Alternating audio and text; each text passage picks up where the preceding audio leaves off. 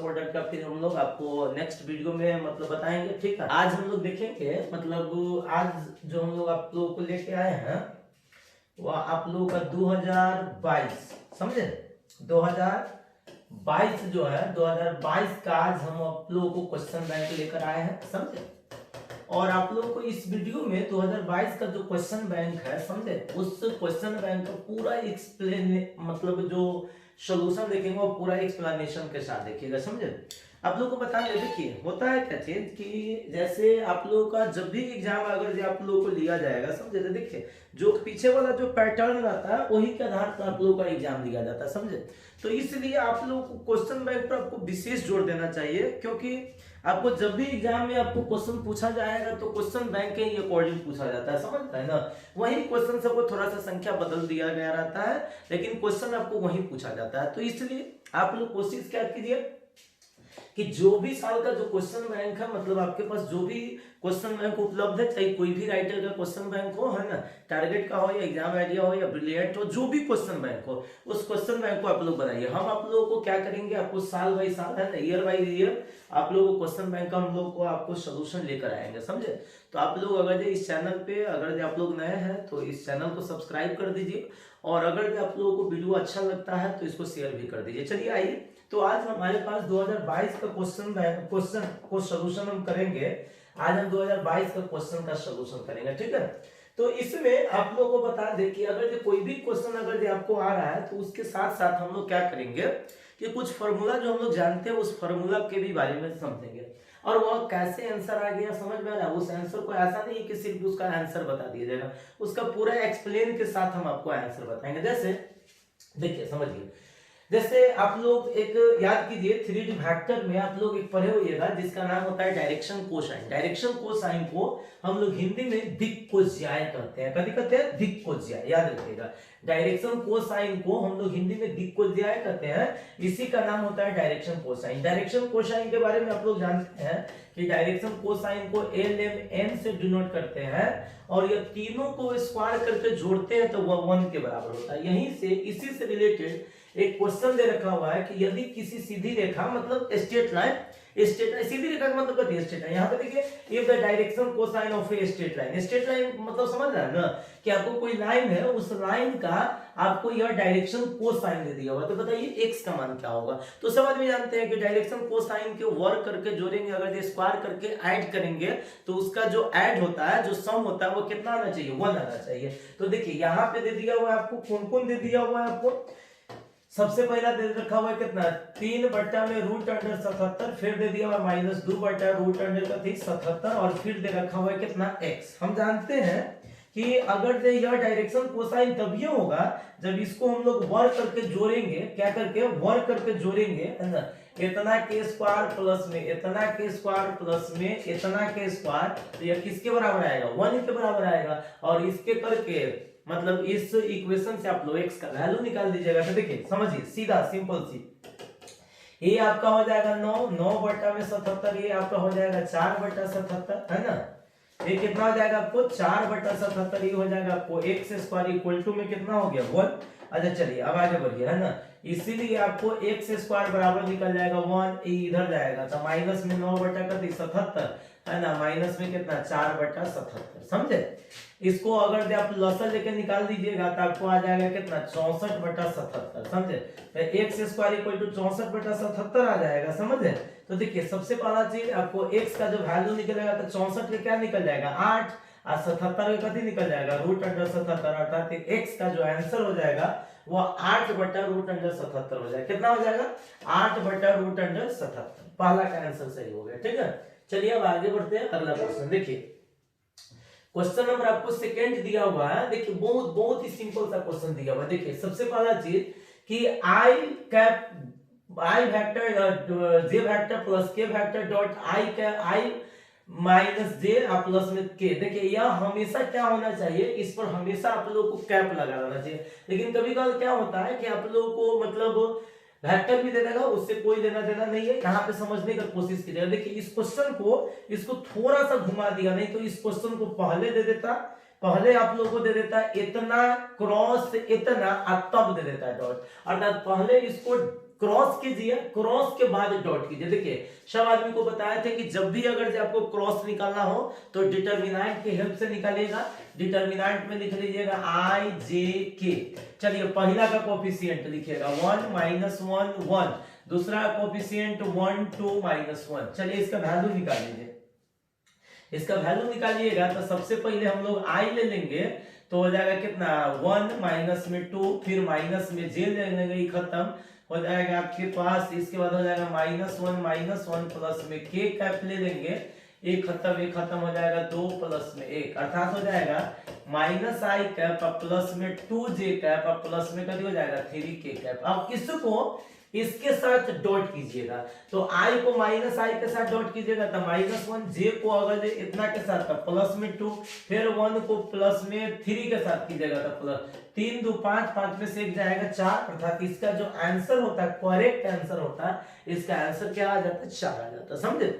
देखिए समझिए, जब भी अगर आपको कभी भी अगर इस तरह का क्वेश्चन दे दिया रहेगा, समझिएगा, थोड़ा ध्यान दीजिएगा, बार बार कह रहे, देखिए क्वेश्चन बैंक बनाने का मतलब ये नहीं है कि आप सिर्फ क्वेश्चन को सॉल्यूशन कर लीजिए। उस क्वेश्चन पर जो भी क्वेश्चन आने वाला है, उससे रिलेटेड जो भी क्वेश्चन है, उन तमाम क्वेश्चन को आप लोगों को समझ में, मतलब कॉन्सेप्ट लेना चाहिए। समझे? उस सारे क्वेश्चन के बारे में आप लोगों को समझ होना चाहिए। अगर नहीं समझ रहेगा तो गड़बड़ हो जाएगा। जब भी अगर इस तरह का बात आए कि i vector dot j cap cross k cap, तो पहले इसको क्रॉस कीजिए तब इसके साथ इसको डॉट कीजिए। अगर बाई चांस कभी कल ऐसे दे देगा आपको आई कैप प्लस में 2 जे कैप प्लस में 3 के कैप डॉट, समझ रहा है ना, डॉट में दे देगा आपको कितना आई कैप प्लस में 2 जे कैप प्लस में के कैप, है ना, क्रॉस, है ना, इसके बाद आई कैप माइनस में जे कैप प्लस में 2 के कैप। तो पहले क्या कीजिएगा, इस दोनों वेक्टर को आप लोग क्रॉस कर लीजिएगा और जो रिजल्ट आएगा उस रिजल्ट को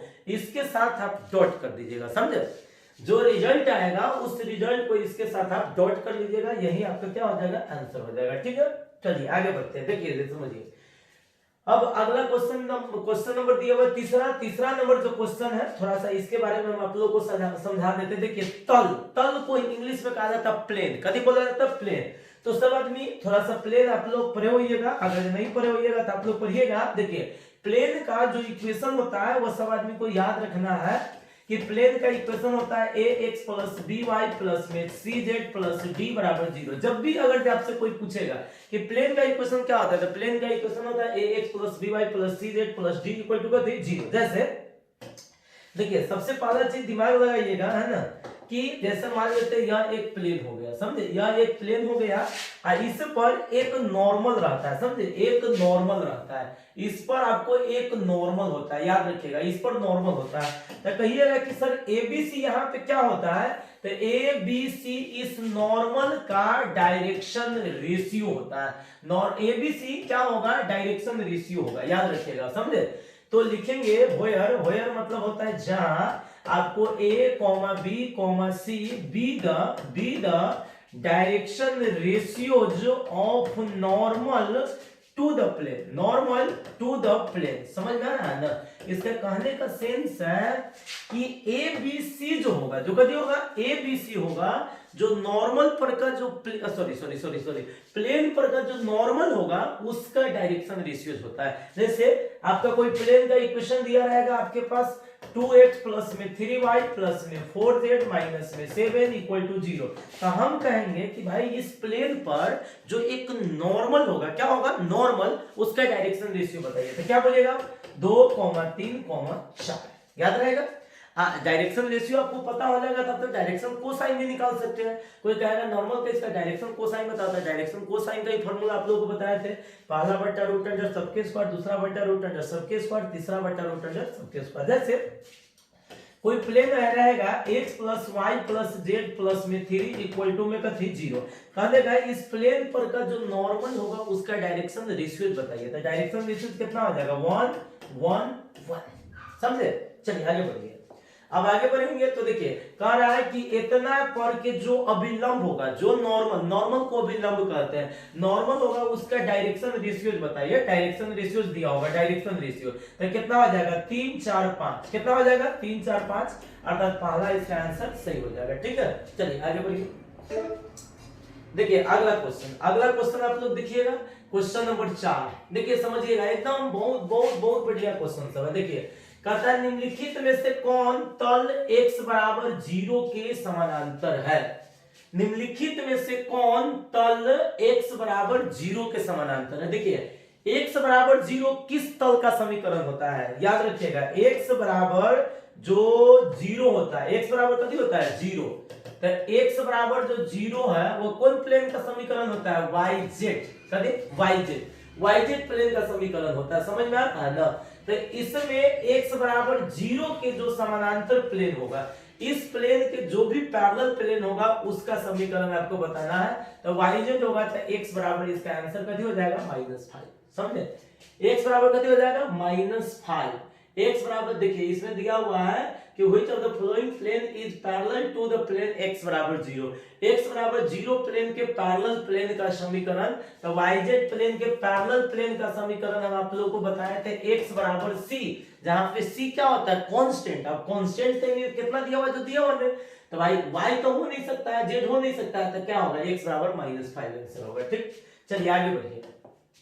अगला दिया हुआ है कि तल इतना के समानांतर एक तल का समीकरण बताइए। एक याद रखिएगा, जब भी अगर आपसे कोई पूछा जाए कि कोई प्लेन दे देगा, जैसे ax प्लस by प्लस में cz प्लस में d बराबर 0, हम कहेंगे कि इस प्लेन के पैरेलल प्लेन का समीकरण बताइए। जब भी अगर आपको पूछा जाए कि किसी प्लेन के पैरेलल प्लेन का समीकरण बताइए, तो कुछ नहीं करना है, सिर्फ d को हटाकर k डाल दीजिएगा, मतलब कोई कांस्टेंट नंबर डाले, अर्थात ax plus by plus cz plus k बराबर 0।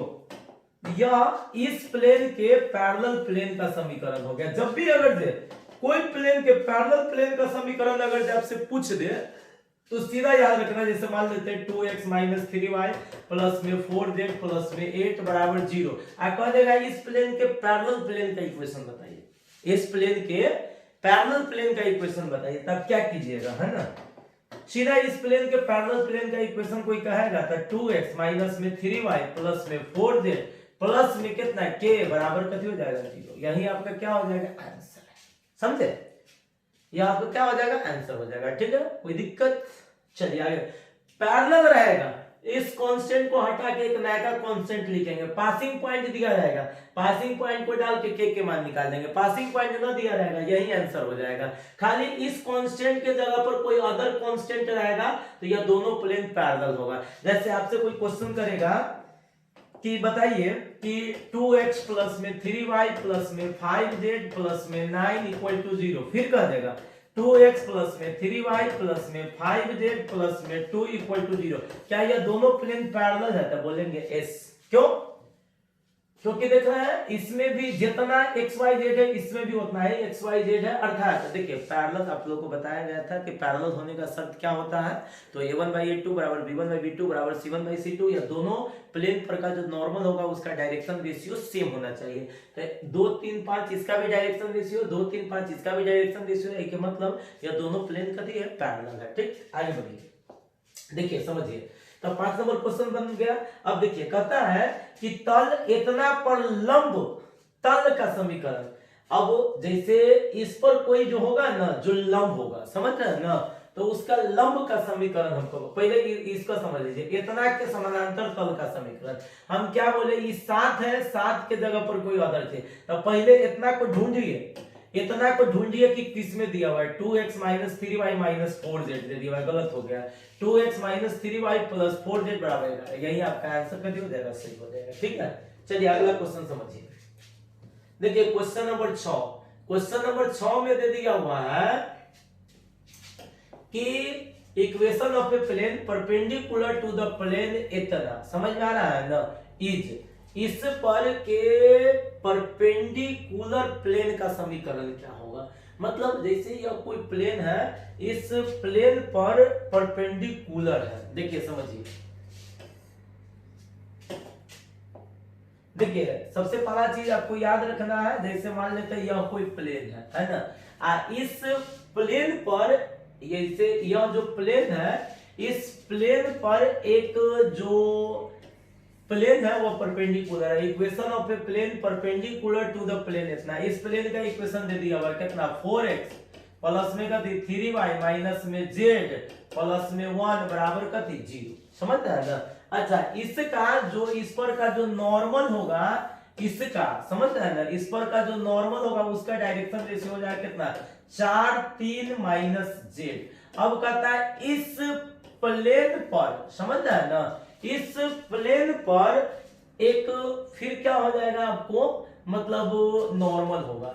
अब इस प्लेन पर का जो परपेंडिकुलर प्लेन होगा उसका इक्वेशन निकालना है, तो उसका इक्वेशन निकालना है तो मान लेते हैं इसका जो इक्वेशन होगा जो कभी होगा ए, इसका नॉर्मल हम लोग ए बी सी मान लेते हैं। तो देखिए इसका नॉर्मल एक दूसरे पर क्या हो गया परपेंडिकुलर हो गया, तो परपेंडिकुलर होने का शर्त क्या होता है इतना जोड़ इतना बराबर का थी 0। इसका जो इक्वेशन हो जाएगा आपको है ना क्या हो जाएगा देख लीजिए है ना 4a मतलब x हो जाएगा है ना, तो इसका नॉन ऑफ दीज आंसर हो जाएगा, ठीक है, इसका नॉन ऑफ दीज आंसर हो जाएगा इतना पर लंब तल का समीकरण ज्ञात किया। चलिए इसको कंफ्यूजन में थोड़ा सा रहने दीजिए, ठीक है, इसको देख लेते हैं। चलिए आगे बढ़िए, आगे बढ़ा जाए तो थोड़ा सा आप लोग देखिएगा क्वेश्चन नंबर 6 के बाद हम लोग देखेंगे क्वेश्चन नंबर 7। देखिए 6 के बाद 7 के बाद 8 नंबर क्वेश्चन। देखिए यहाँ पे 8 नंबर क्वेश्चन, 8 नंबर क्वेश्चन दे रखा हुआ है कि इतना का वैल्यू बताना है। तो देखिए सबसे पहला देखिए 4 1 3 0 2 -2 5 7 -2 दिया हुआ है। तो सबसे पहला क्या काम कीजिएगा इसका वैल्यू निकालिएगा। तो आप लोग क्या काम कर लीजिए सबसे पहले 4 को ले लीजिए, 4 को ले लीजिएगा, ये रो खत्म ये कॉलम खत्म हो जाएगा, तो 2 दूना हो जाएगा -4 और 7 दूना में हो जाएगा +14, फिर हो जाएगा -1 ले लीजिएगा, तो -1 लीजिएगा तो आपके पास हो जाएगा ये रो खत्म ये कॉलम खत्म, तो हो जाएगा आपको कितना 0 आप प्लस में कितना 10, फिर प्लस में 3 ले लेंगे तो रो खत्म ये कॉलम खत्म, तो 0 और माइनस में कति 10, 14 में से 4 जाएगा तो 10 हो जाएगा, तो 10 चौक कितना हो जाएगा 40, आई हो जाएगा -10 आई हो जाएगा -30, अर्थात एक आंसर कति हो जाएगा 0। एक जो आंसर हो जाएगा 0 आपका करेक्ट आंसर होगा। देखिए 9 नंबर क्वेश्चन दिया हुआ है कि सबसे पहले 3 से गुना करेंगे, तो 3 में 5 से गुना करेंगे तो 15, 3 से 18, 3 से 21, 3 8 24, बी इसका आंसर सही होगा। जब भी अगर दे कोई मैट्रिक्स में अगर दे कोई कांस्टेंट नंबर से गुना करना रहे, कथी में कोई मैट्रिक्स में कोई कांस्टेंट नंबर से गुना करना हो, याद रखिएगा। देखिए कोई मैट्रिक्स में कोई कांस्टेंट जैसे मान लेते 3 इंटू ABCD रहे तो हम पहले कथी से गुना करेंगे 3 से, तो हो जाएगा आपके पास कितना 3A 3B 3C और 3D, यही आपका आंसर हो जाएगा, मतलब सब में मल्टीप्लाई हो जाएगा। अगला क्वेश्चन देखिए क्वेश्चन नंबर 10, अहो में 2 से गुना कर लीजिए, समझे, 2 से गुना कीजिएगा तो 2 4 6 8 2 4 6 8, इसका ये आंसर आपका सही हो जाएगा।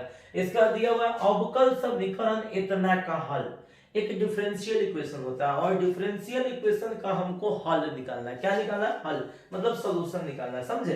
तो सॉल्यूशन निकालना है तो सबसे पहला चीज काम क्या करेगा x into D Y plus में y dx बराबर कथी है 0, तो हम x इंटू डी वाई को रोकेंगे इधर ले जाएंगे तो y इंटू कथी dx, समझे, बराबर में dy y को इधर लेके आइएगा तो dy बाई y बराबर में dx बट्टा में कथी x माइनस, दोनों तरफ इंटीग्रेट कीजिएगा तो एकरो इंटीग्रेशन एकरो, तो एकर इंटीग्रेशन हो जाएगा log y, एकर इंटीग्रेशन होगा log x, आप प्लस में लिखेंगे log c, चूंकि माइनस लगा है माइनस, एकरा इधर लेके आइएगा तो हो जाएगा log y प्लस में log x बराबर में log c, तो हो जाएगा आपके पास कथी log x इंटू वाई बराबर में log c, log से log कैंसिल, तो xy बराबर c इसका आंसर हो जाएगा। xy बराबर क्या हो जाएगा c इसका करेक्ट आंसर हो जाएगा, समझे। चलिए आगे बढ़िए, क्वेश्चन नंबर 11 हो गया। क्वेश्चन नंबर 11 के बाद देखते हैं अगला कौन क्वेश्चन हो जाएगा आपका। देखिए क्वेश्चन नंबर 11 के बाद 12 नंबर में सवाल को बता दे। देखिए एक इंटीग्रेशन का आपको फॉर्मूला होता है, जाके देखिएगा है ना, एक इंटीग्रेशन का आपको फॉर्मूला होता है, सवाल को याद होगा है ना, सम स्पेशल रूल में हम आप लोगों को पढ़ाए थे है ना, कि 1 बाय अगर जे एक्स स्क्वायर माइनस ए स्क्वायर आता है तो एक इंटीग्रेशन का फॉर्मूला आता है 1/2a log x minus a by x plus a. इसी में अगर जो 1/a square minus x square into d x रहता है तो फॉर्मूला होता है 1/2a log a plus x बट्टा में कभी होता है a माइनस एक्स। इसके अलावा एक और फॉर्मूला आप लोगों को बता दे 1 इसमें रहेगा a square plus x square into d x का फॉर्मूला आता है 1/a क्या बोलिएगा 1/a क्या हो जाएगा tan inverse xy 1/a tan inverse xy इसका क्या हो जाएगा आंसर हो जाएगा। चलिए आगे बढ़ा जाए, देखिए समझिए। तो 12 नंबर का क्वेश्चन हो जाएगा, एक फॉर्मूला हो जाएगा 1/2 तो 1/2 into 1 एकरा a करते 1 के स्क्वायर है इसको a करते तो 1/2 into a log x minus a तो x minus 1/x plus 1 अर्थात 1/2 x minus 1/x plus 1 इसका एक करेक्ट आंसर हो जाएगा। x minus 1/x plus 1 B आपका करेक्ट आंसर हो जाएगा। चलिए अगला क्वेश्चन देखिएगा।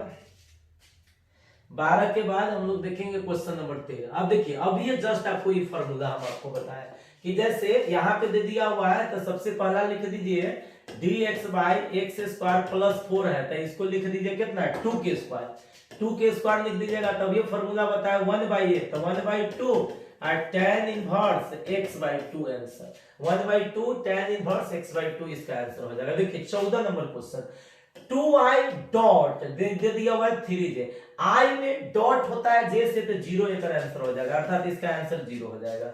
फिर दे दिया हुआ है 3j और डॉट 2k तो j डॉट k करते तो इसका भी आंसर कितना हो जाएगा 0 हो जाएगा। समझ।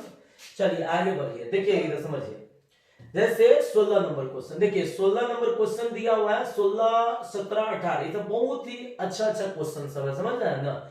देखिए 3i कैप प्लस में 4j कैप माइनस में 5k कैप और डॉट i कैप दे दिया हुआ i कैप तो हम एकरा क्या करेंगे 3i कैप प्लस में 4j कैप माइनस में 5k कैप देखिए डॉट है कभी i कैप मतलब i तो i को हम लोग i रहने देते हैं आप प्लस में लिख देंगे 0j कैप प्लस में 0k कैप तो भाई i वाला को i के साथ गुना कीजिएगा तो 3i तो 0 हो जाएगा, ये 0 हो जाएगा अर्थात इसका करेक्ट आंसर कितना हो जाएगा 3। चलिए यहाँ पे देख लीजिए क्योंकि इसमें i वाला को i के साथ गुना कीजिएगा तो 2 j वाला को j के साथ गुना कीजिएगा 3 k वाला तो ये है ही नहीं है तो न होगा तो इसमें 0k कैप होगा अर्थात 0 अर्थात इसका आंसर 5 हो जाएगा। समझे। कह रहा है इतना जो वेक्टर जो दिया हुआ है इसका मैग्नीट्यूड बताना है। क्या बताना? मैग्नीट्यूड मतलब मॉडुलस बताना है। मॉडुलस बताइएगा तो root under 2k square plus 1k square plus 2k square 2 दूना 4 4 4 8 1 9 9 के आपका 3 आंसर निकल जाएगा 3 इसका आंसर हो जाएगा। ठीक है। चलिए 18 के बाद हम लोग चलेंगे क्वेश्चन नंबर 19। देखिए समझिए 19 नंबर क्वेश्चन आप लोगों को दे रखा है, इंटीग्रेशन का क्वेश्चन आप लोगों को दे रखा हुआ है और देखिए समझिए दिया हुआ है क्वेश्चन में tan inverse x/1 plus x square 0 to 1 दिया हुआ है मतलब लोअर लिमिट 0 है 1 है। यह डिफिनिट इंटीग्रेशन का आपका क्वेश्चन है और डिफिनिट इंटीग्रेशन में आप लोगों को बताया था कुछ नहीं है, पहले इसको इंटीग्रेशन कर दीजिए, इंटीग्रेशन के बाद upper limit minus lower limit कीजिएगा। देखिए जब भी इस तरह के क्वेश्चन होगा तो थोड़ा सा शॉर्टकट में चलिएगा। देखिए सबसे पहला काम क्या कीजिएगा tan इनवर्स x को t मानिएगा। हम आप लोगों को कई बार आपको शॉर्टकट मतलब बताए थे कि आपको ट्रिक्स टाइप से बताए थे कि एकरा t मानेंगे तो खत्म हो जाएगा तो tan इनवर्स x के हो जाएगा मतलब t बचेगा t स्क्वायर एक आंसर हो जाएगा tan इनवर्स x के होल स्क्वायर बाय 2 और कहां से 0 से लेके 1 तक। समझे। देखिए समझिए थोड़ा सा मिस्टेक हो गया इसमें। जैसे इसको t मानेंगे तो 1 प्लस एक्स स्क्वायर खत्म हो जाएगा 1 प्लस एक्स स्क्वायर खत्म हो जाएगा तो t स्क्वायर एक आंसर हो जाएगा tan इनवर्स x के होल स्क्वायर बाय 2 तब एक लिमिट कहां से कहां तक होगा 1 से लेके 2 तक सॉरी 0 से लेके 1 तक 0 से लेके 1 तक। चलिए एक बार 1 डालिएगा तो 1 डालिएगा तो tan इनवर्स 1 के होल स्क्वायर बाय 2 और फिर 0 डालेंगे तो tan इनवर्स 0 के होल स्क्वायर बाय 2। अच्छा 110 में कितना मान होता है तो 110 में कितना मान होता है पाई बाय 4 का। किसका मान होता है पाई बाय 4 कभी होता है पाई बाय 4। समझ में आ रहा है तो पाई बाय 4 आप पाई बाई 4 के होल स्क्वायर बाई 2 आई तो 0 हो जाएगा। तो हो जाएगा आपके पास पाई स्क्वायर 4 चौका 16, 16 बटा 2 तो 32 का आंसर हो जाएगा। पाई स्क्वायर बाई 32 का आंसर हो जाएगा। चलिए आगे बढ़िए। अगला क्वेश्चन दे रखा हुआ है कि a वेक्टर इक्वल टू इतना दे रखा हुआ है, b वेक्टर इक्वल टू इतना दे रखा हुआ है, तो आपको कह रहा है a vector plus b vector के जोड़ क्या तब मॉडुलस बताने के लिए। तो दोनों को जोड़ दीजिए, i वाला को i के साथ जोड़ दीजिएगा, अर्थात a vector plus b vector निकाल दीजिएगा, i को i के साथ जोड़िएगा तो हो जाएगा 3i कैप, 3i 2j को j के साथ जोड़िएगा तो कितनी हो जाएगा 3j कैप। समझ आएगा 3j कैप। इसका मॉडुलस निकालिएगा तो रूट अंडर, इसका मॉडुलस निकालिएगा a vector plus b vector के मॉडुलस तो 3 के स्क्वायर प्लस 3 के स्क्वायर अर्थात 9 9 18, 18 के आपके पास कितना निकल जाएगा 3√2, 3√2 एक आंसर हो जाएगा। ठीक है 3√2 एक आंसर हो जाएगा। अगला बढ़िए 20 के बाद और कोई क्वेश्चन है इसमें देख लीजिए। 20 के बाद है आपको देखिए क्वेश्चन नंबर है आपको 21 और कितना 22। देखिए 21 नंबर क्वेश्चन आपको मैट्रिक्स का क्वेश्चन दे रखा हुआ है जो गुना का है, समझ रहे ना गुना का। सबसे पहले 2 में 5 से गुना कीजिएगा तो 5 दूना कितना हो जाएगा 10 और 5 में 50 से गुना कीजिएगा, समझे तो प्लस में हो जाएगा कभी 50। फिर इसको 8 5 से कितना हो जाएगा 40 और 10 में 5 से गुना करिएगा 500, अर्थात हो जाएगा आपका इसका आंसर 60। कितना हो जाएगा 60। आप 50 में 40 जोड़ेंगे तो कितना 540, मतलब हो जाएगा आपके पास एक मिनट 2 में 5 से गुना करेंगे तो 2 में 5 से गुना करेंगे तो हो जाएगा आपका 10, 50 में 5 में 50 से गुना करेंगे सॉरी 250 हो जाएगा, मतलब इसका आंसर हो जाएगा 260। समझे 260 540, 260 540 बी इसका आंसर हो जाएगा। अब देखिए ये 22 नंबर क्वेश्चन है, इसका आपका डिटरमिनेंट देखिए ये कभी कभार क्या होता है कि आपको डिटरमिनेंट का चिन्ह न दिया रहेगा, मैट्रिक्स दे देगा सीधा बराबर का चिन्ह दे दिया रहेगा तो समझ जाइए कि आपका इसका डिटरमिनेंट का वैल्यू पूछ रहा है, समझे। तो डिटरमिनेंट का वैल्यू पूछ रहा है तो फटाफट निकाल लीजिए। अच्छा ये वो काम और कर सकते हैं आप लोग, क्या कीजिएगा जैसे 2 ले लीजिएगा तो 2 लीजिएगा तीनों खत्म इक्वल दो तो 0 माइनस में 20 हो जाएगा, फिर प्लस में 3 लीजिएगा तीनों खत्म इक्वल खत्म तो हो जाएगा माइनस में 42 और माइनस में हो जाएगा 4, फिर प्लस में आप 5 ले लीजिएगा, प्लस में आप 5 ले लीजिएगा तब प्लस में आप 5 लीजिएगा तो आपके पास हो जाएगा एरो खत्म कॉलम खत्म तो कितना हो जाएगा 30 माइनस में कितना 0, अर्थात हो गया आपके पास कितना माइनस में हो गया आपका 40 और फिर हो जाएगा मतलब 46 में आप 3 से गुना कर लीजिए तो 46 में आप 3 से गुना कीजिएगा तो हो जाएगा कितना 18 4 12 13 माइनस 138 तो माइनस 138 देखिए 30 पंचे 150 समझे 150 में से 38 जाएगा तो बचेगा 12 मतलब प्लस 12 फिर 40 में से 12 जाएगा तो 28 इसका करेक्ट आंसर हो जाएगा 22 नंबर क्वेश्चन का, समझे। चलिए आगे बढ़िए 22 के बाद हम लोग चलेंगे क्वेश्चन नंबर 23 में, है ना। चलिए आइए देखिए क्वेश्चन नंबर 23 में दिया हुआ है कि एक मैट्रिक्स आपको दे रखा हुआ है, इसका एडजॉइंट बताना है। आप लोग पढ़े हुएगा एडजॉइंट निकालने के लिए पहले कोफैक्टर निकालते हैं। अच्छा कोफैक्टर का हम आपको ट्रिक बताए थे कि इसमें चिन्ह के साथ स्थान परिवर्तन है, इसमें सिर्फ स्थान परिवर्तन। इसमें क्या होता है चिन्ह के साथ स्थान परिवर्तन, इसमें सिर्फ स्थान परिवर्तन। तो आप लोग काम क्या कीजिएगा एक सबसे पहले लिखिएगा कोफैक्टर, कभी लिखिएगा कोफैक्टर तो कोफैक्टर हो जाएगा कितना 4, ये ऊपर जाएगा तो -1 नीचे आएगा तो -3 ये हो जाएगा कितना 2। एकरा अब एडजॉइंट निकालने के लिए इसको रो को कॉलम बदल दीजिएगा तो 4 -1 -3 2 4 -3 4 -3 -1 2 अर्थात ए इसका करेक्ट आंसर होगा। अच्छा फिर देखिए यहाँ पे दे रखा हुआ है 24 नंबर क्वेश्चन कि x बराबर a cos थीटा y बराबर a sin थीटा तो dy बटा dx किसके बराबर। देखिए डिफरेंशिएशन में जब भी x और y दोनों का मान दिया रहेगा तो सबसे पहला काम क्या कर लीजिए उसका डिफरेंशिएशन कर लीजिए, अंत में दोनों को डिवाइड करिए। चलिए x का डिफरेंशिएशन कीजिएगा तो आप लोग dx बटा d थीटा निकाल लीजिएगा, dx बटा d थीटा निकालिएगा a कितना हो जाएगा a या cos के हो जाएगा माइनस sin थीटा तो हो जाएगा आपको -a sin थीटा एक का डिफरेंशिएशन कीजिएगा तो a cos थीटा भाग कर दीजिए y वाला के डिफरेंशिएशन में x वाला के डिफरेंशिएशन से भाग कीजिएगा। तो ये हो गया आपको a cos थीटा, ये हो जाएगा minus a sin theta, a से a कैंसिल, cos बटा sin equal to minus cot theta, minus cot theta इसका आंसर हो जाएगा। 25 नंबर क्वेश्चन में फिर उसी तरह से इसको भी कर दीजिएगा, एक का डिफरेंशिएशन कर दीजिएगा, तो एक का डिफरेंशिएशन हो जाएगा आपको 280, इसका भी डिफरेंशिएशन कीजिएगा 2a, इसमें इसे भाग कर दीजिएगा, अर्थात इसका आंसर 1/3 हो जाएगा। समझे? चलिए क्वेश्चन नंबर 25 हो गया। 25 के बाद हम लोग देखेंगे 26 नंबर क्वेश्चन। देखिए समझिए, 26 नंबर क्वेश्चन दिया हुआ है कि भाई इस चीज का डबल डिफरेंशिएशन निकालना है, x² प्लस 3x प्लस 2 का डबल डेरिवेटिव निकालना है, डबल डिफरेंशिएशन। डबल डिफरेंशिएशन निकालने के लिए आप लोग क्या काम कीजिएगा, पहला डिफरेंशिएशन कीजिएगा फर्स्ट ऑर्डर, तो फर्स्ट ऑर्डर डिफरेंशिएशन कीजिएगा तो आप लोगों को सीधा आपको डायरेक्ट आ जाएगा x² का डिफरेंशिएशन 2x और 3x का कितना आ जाएगा 3, फिर एक डिफरेंशिएशन कीजिएगा तो एक 2 है ना, अर्थात इसका आंसर 2 आ जाएगा। अच्छा देखिए cos इनवर्स sin x है, पहले sin को बदल दीजिए cos में, तो cos में बदल दीजिएगा। देखिए हम आपको यहाँ पे समझा देते हैं, cos इनवर्स और sin x है, पहले cos इनवर्स आप पहले sin को बदल दीजिए cos में, तो cos हो जाएगा π/2 और माइनस में x हो जाएगा, cos से cos खत्म हो जाएगा, तो π/2 माइनस x कौन चीज का हो जाएगा y, एक डिफरेंशिएशन कर दीजिए अब, एक 0 और एक -1, अर्थात इसका आंसर -1 हो जाएगा।